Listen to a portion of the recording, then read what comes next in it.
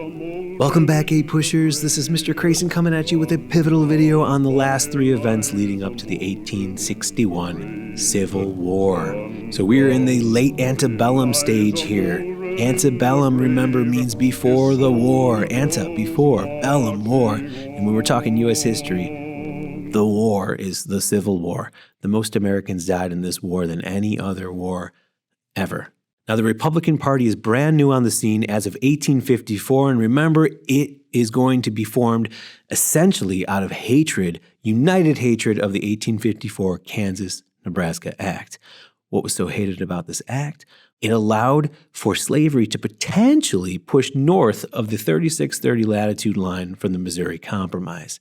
So Kansas could potentially vote to become a slave territory, and that was alarming to many in the North. So it unified free soilers who didn't want slavery to move out west because it was competition for white laborers, and it united Whigs, united Northern Democrats, and even down the road, know-nothings to some degree. Now, the Republicans start nominating people for public office right off the bat. In 1856, they'll run a presidential candidate, John C. Fremont, who will lose the election of 1856, but prove that Republicans have a really good shot at pulling off an election upset for president even, just based on the population and electoral college votes up in the North. So keep that in mind. It will play a huge role in 1860. The Republicans will also nominate for senator in Illinois, Abraham Lincoln. Now, he will go up against the incumbent Democratic Senator Stephen A. Douglas in 1858. Now, Lincoln suggests to Douglas that they do some debates, and they agree to 7 debates in different towns throughout Illinois. The key issue? Slavery's expansion into new territories. Lincoln argues that slavery should not spread into new territories, though he was not yet calling for its complete abolition. He aligned with the Free Soiler stance that slavery should simply not spread westward from where it already was. However, when Lincoln was named the Republican candidate for this Illinois Senate race, he did give an acceptance speech at the nominating convention wherein he said some things that would come to panic Southerners down the road. He said, "A house divided against itself cannot stand. I believe this government cannot endure permanently half slave and half free. I do not expect the Union to be dissolved. I do not expect the house to fall, but I do expect it will cease to be divided. It will become all one thing or all the other." To Southerners looking back to this down the road, they'll infer he intends to abolish slavery completely. Douglas, on the other hand, promoted popular sovereignty, the idea that settlers in each territory should have the power to decide whether to allow slavery or not. The debate to really remember would be debate number 2 in Freeport, Illinois. Why? Well, Lincoln is able to get Douglas to say something very damaging for himself down the road. Lincoln will ask Douglas what his take is on the Dred Scott decision. And to remind you, Justice Roger Taney had said in that decision that slavery was essentially legal everywhere. You could not outlaw slavery because slaves are private property, and the Fifth Amendment protects such private property. That even means that the Missouri Compromise is unconstitutional, doesn't it?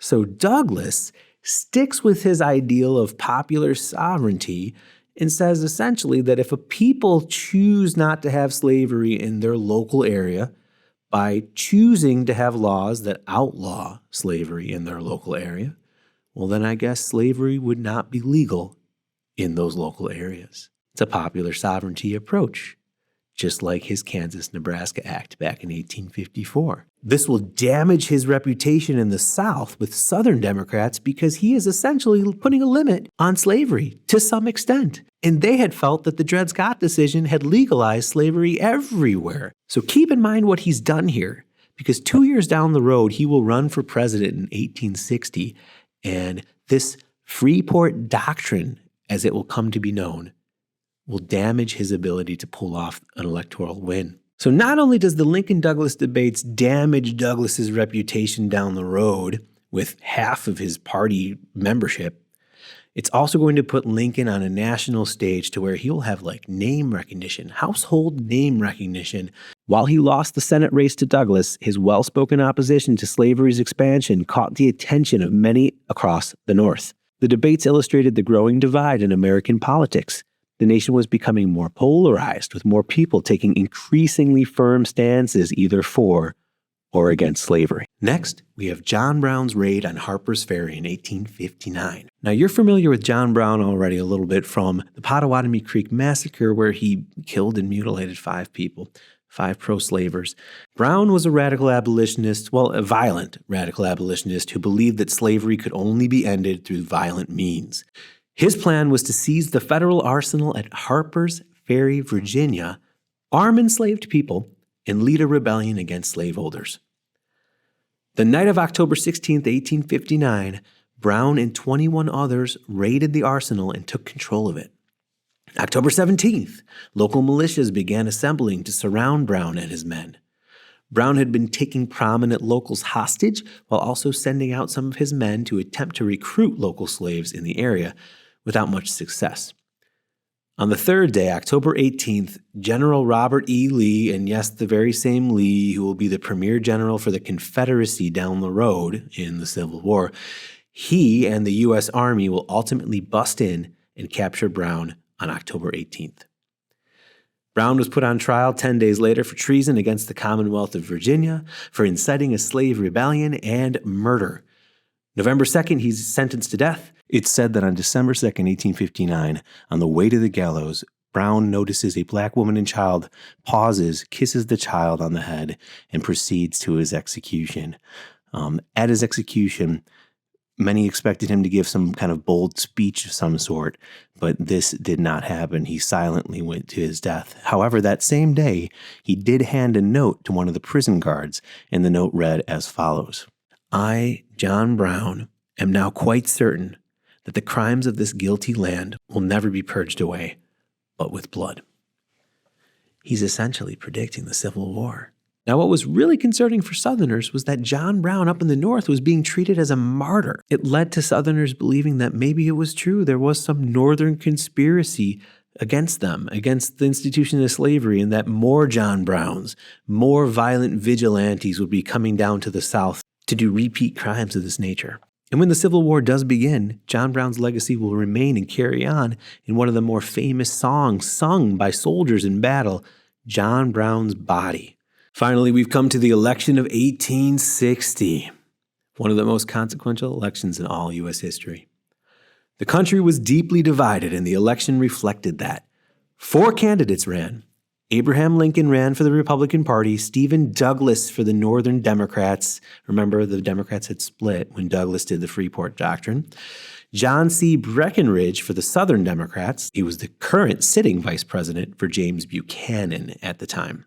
And John Bell will run as a Constitutional Union Party candidate. The Constitutional Union Party was created essentially with the intent of keeping the Union together at all costs. In this political cartoon here, you see that Lincoln and Douglas are fighting over the North. John Breckinridge is ripping off part of the South. And John Bell is feverishly trying to put together the whole nation with this glue, and it's just a sad attempt. Lincoln's platform called for stopping the spread of slavery into new territories. It was a Free Soilers platform, which terrified Southern states. And if you look at the Electoral College map, Lincoln pulls off the win in 1860, and he does so without a single Southern state. In fact, he wasn't even on the ballot in 10 different states in the South. To the South, this is unacceptable. Without a single Southern state supporting him, he becomes president. South Carolina refuses to remain in a union where Abraham Lincoln becomes president, so they secede December 20th, 1860. It probably doesn't come as a surprise because they were the state that threatened to secede over the 1828 Tariff of Abominations. Before Lincoln is even inaugurated, we're going to have 7 states leave the Union and create the Confederate States of America. Now, the Civil War hasn't begun yet, but we now do have our 2 sides, the Union and the Confederate States of America. Now, all it'll take is the fateful event of April 12th, 1861, to start the Civil War. That wraps it up for this video. Hope you have a great rest of the day. His soul goes marching